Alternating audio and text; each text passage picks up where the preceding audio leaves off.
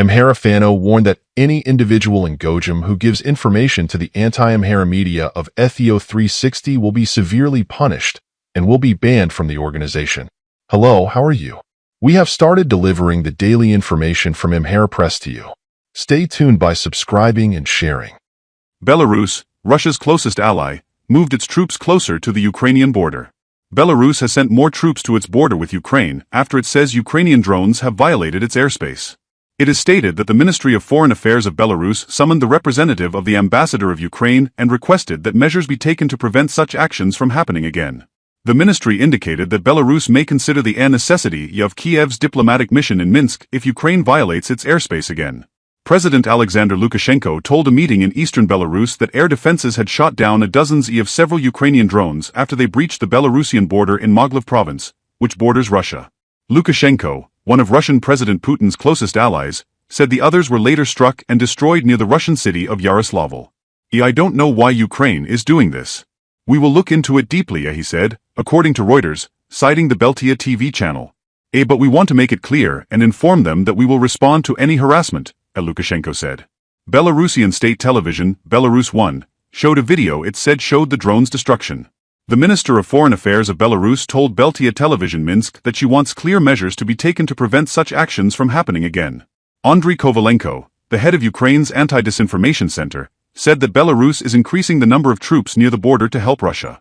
Considering the situation in Ukraine and Russia's Kursk region, the country's army chief ordered the deployment of additional troops in the tactical Gomel and Mosul regions to respond quickly to such harassment, Defense Minister Viktor Krinin said. The defense minister said that Belarus sees the violation of its borders as harassment and is ready to respond. At the moment, a major war is taking place following the unexpected entry of Ukrainian troops into the Russian territory of Kursk.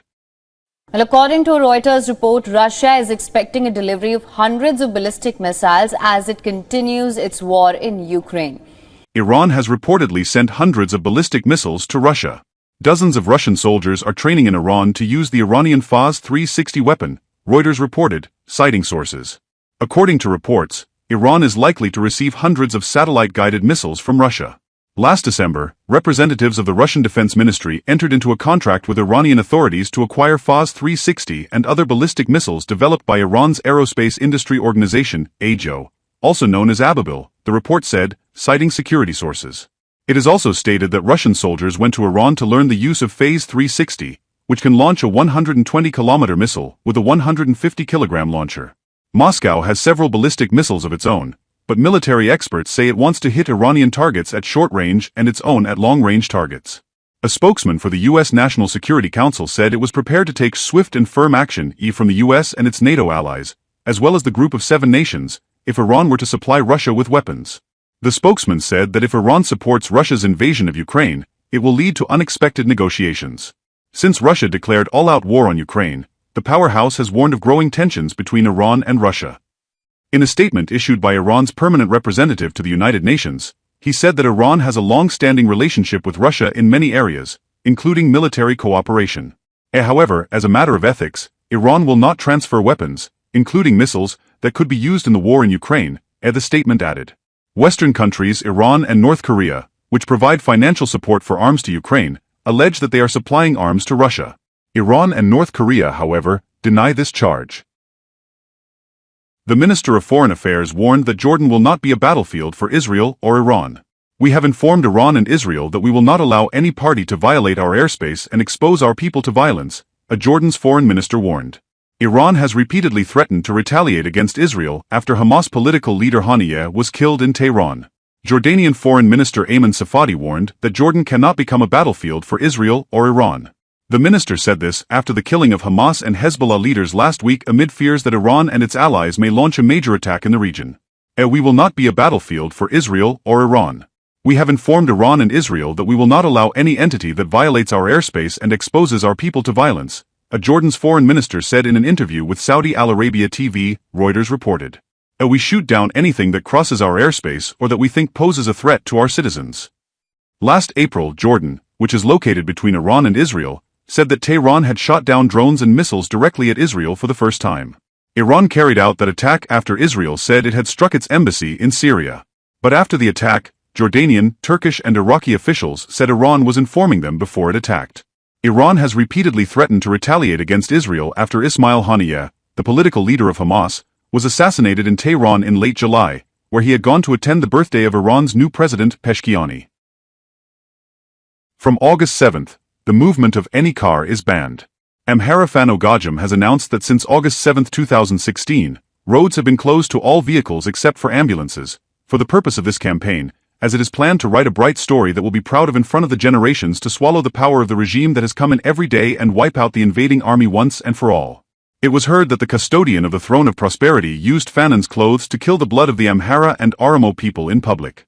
In a place called Igir near Shoa Menjar, when the prosperous group could not resist Fanon, the Oromo affairs executive, who called himself a defender, using Fanon's clothes, with the weak idea that he would win by inciting ethnic conflict between the Amhara and Oromo people, killed the innocent Oromo people in public.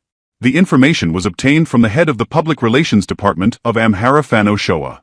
Asejjd Mekonen's family expressed to Amhara Voice that they were concerned about the whereabouts of Asejjd Mekonen. Amhara Fano Shoa Commander-in-Chief Asejjd Mekonnen stated that his whereabouts are still unknown after he fell into the hands of the regime on July 15/2016. However, some defense commanders told us that they are being investigated personally, but refrained from revealing where. After being taken under the control of the regime, the government media announced that he had arrived in Addis Ababa, but there was no information about where he landed and which institution he was in the hands of. It is known that Asejjd Mekonnen suddenly fell into the hands of the regime on July 15/2016 when he was traveling from North Shoa to South Wollo. The enemy fell like a leaf. It is remembered that when the enemy's army was heavily armed, Temora destroyed public utility facilities and infrastructures in Queret district in order to prevent Amhara from using them. However, the enemy's army, which was announced by Fnotesalam, reassessed itself and started a two-day battle to regain control of the Queret district. The Wendawak Brigade, which was surprised by the Amhara Fano Gajam, returned in disarray.